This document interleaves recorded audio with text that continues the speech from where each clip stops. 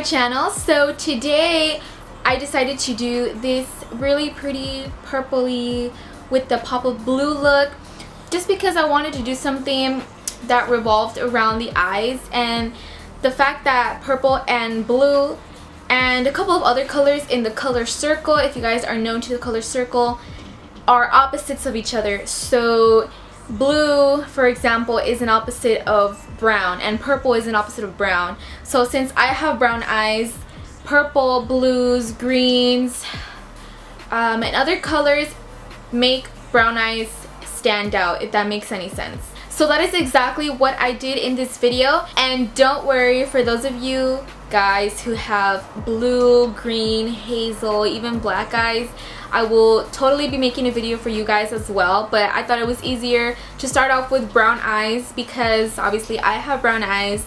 So I just sometimes, you know, need a little bit of oomph, you know, to make my eyes stand out a little more, just because brown eyes, you know, it's all over the world, you know, it's like most of the population. So I wanted to make a video, a tutorial for all of us brown-eyed girls, guys, who want to make their brown eyes stand out. I did add a little bit of blue glitter on the very bottom of my waterline, on top of the blue that I already did, which was matte.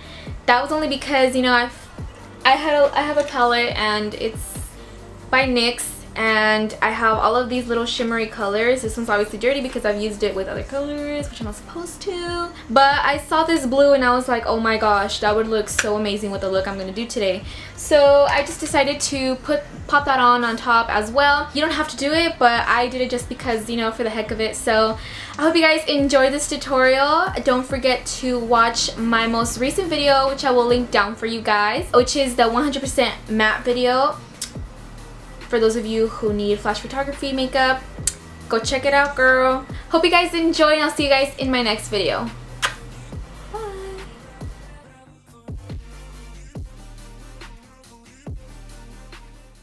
Alrighty guys, so we're gonna go ahead and start off with an eyeshadow primer. This is just my Lorac one that I used in my most recent video, if you guys watched it. If you guys didn't, you guys totally should. Just blending it out with my fingers, just because I find that's the easiest way that I can blend out my eyeshadow primers. Next, I'm just going to be setting it with my Jesell brush, one of the brushes from my collection, with the Carli Babel palette shade that is close to the buttery shade from Anastasia Beverly Hills. Then I go ahead and starting off with my transition shade with a big fluffy brush, because we all know that the transition shade has to be blended out the most in every eyeshadow look.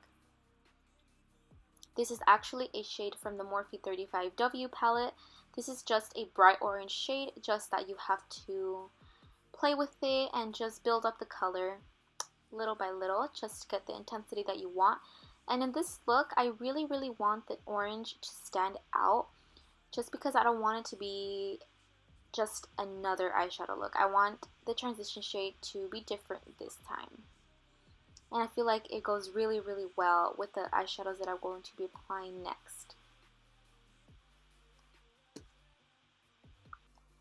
Next shade, my secondary shade, I'm going to be using a really light purple shade, almost a lilac color.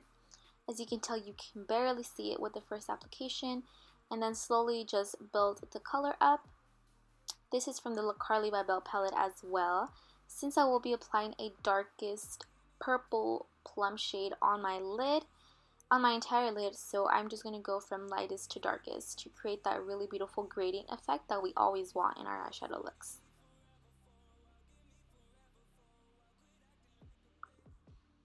And I'm just going to be packing it on little by little to more intensify the look.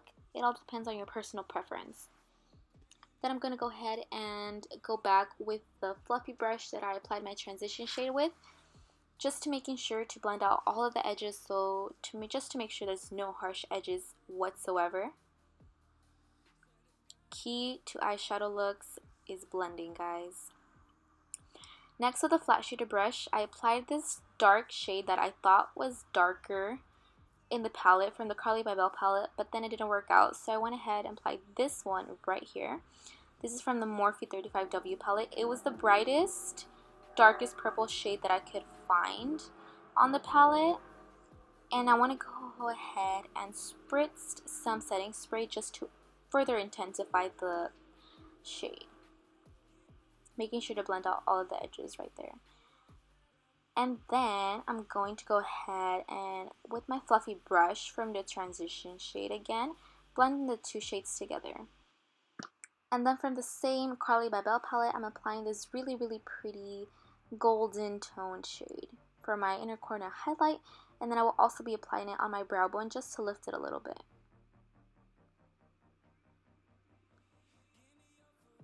Then moving on to my face and lips, I will be starting off with my Bobbi Brown corrector just to cancel out any discoloration, any under eye circles, any bags that I have under there.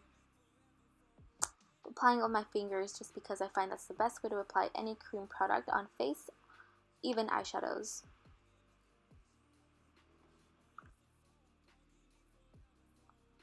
Then going ahead and starting off with my base, which is my foundation. I'm using my Maybelline Pro Matte Foundation just because I find that it's so easy to blend out. It matches me very well, although it looks quite orange on camera. I promise you it matches my skin tone and my neck really nice. And then going with my all-time favorite concealer at the moment, which is my Maybelline Instant Age Rewind. As you can see, I had to go and purchase the bigger version because I just ran out of my smaller one and I knew I was going to keep using it for a long time, so I just bought the bigger one. Trying to cover up my pimple on my forehead because that sucker is big. Taking my beauty blender, or as I like to call it, my booty blender. Then going ahead and being careful on the edges of the eyeshadow when blending my concealer out. Because, I mean, if you want the sharp edge, you can use the concealer as an advantage, but I didn't really want that, so yes. And then going ahead and with my banana loose setting powder, applying with a small fluffy brush to bake under my eye.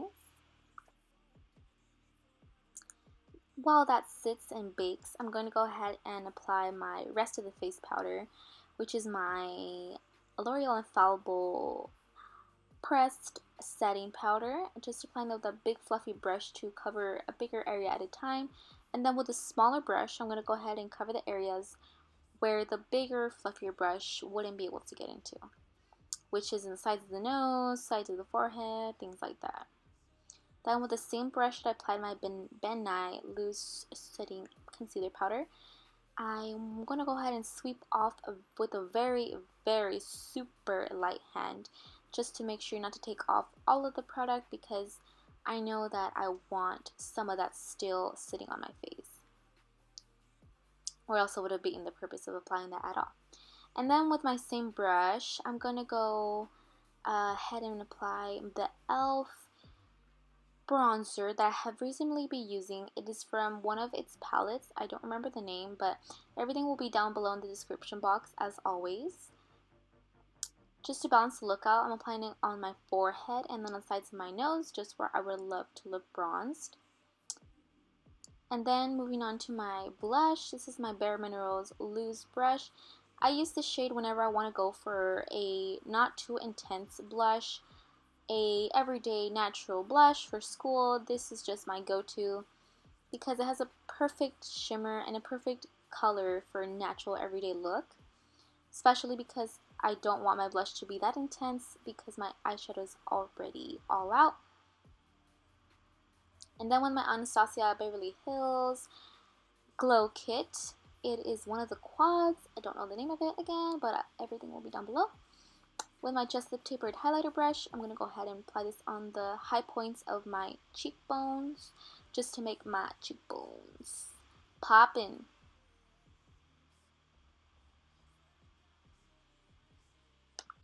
Then going ahead and applying that on the point of my nose, bridge of my nose, and my cupid's bow. Then I have two more things left to do, my eyebrows and my eyelashes, so I'm going to go ahead and do that. And then I'm going to go ahead and apply my matte blue shade that I was talking about in the beginning, since I'm using blue and purple. Just applying it on the very bottom of my lash line. Applying it really, really close to my waterline. It really helps when you use a flat shooter brush for this. And then with a smaller brush, I'm going to go ahead and apply the blue glitter that I showed you guys in the very beginning of this video, right on top of the matte blue shade, just to give it a little bit more oomph, a little bit more extra something. You don't have to do this, I just did it because I liked the way it looked. If you want to do it, go ahead. If you don't, then that's fine too. Then going with my mascara on my lower lashes, applying my L'Oreal Voluminous in Darkest Black. It's always been my all-time favorite, apart from my Charlotte Tilbury, which I will never ever forget. But I just am used to waterproof mascaras, and if there was a waterproof version of that, I would totally go ahead and buy it. And to finish off this look, I'm going to go ahead and move on to my lips. I'm going to be using my NYC Soft Matte Lip Cream from the swatch video that I showed you guys a couple months ago. And I'm applying this very natural light shade just because I didn't want to go all out on the lips as well. I wanted to keep the attention on the eyes because I'm trying to make my brown eyes poppin'. And that is it for this look, you guys. I hope you guys enjoyed it. If you did, go ahead and like and subscribe, and I'll see you guys in my next video.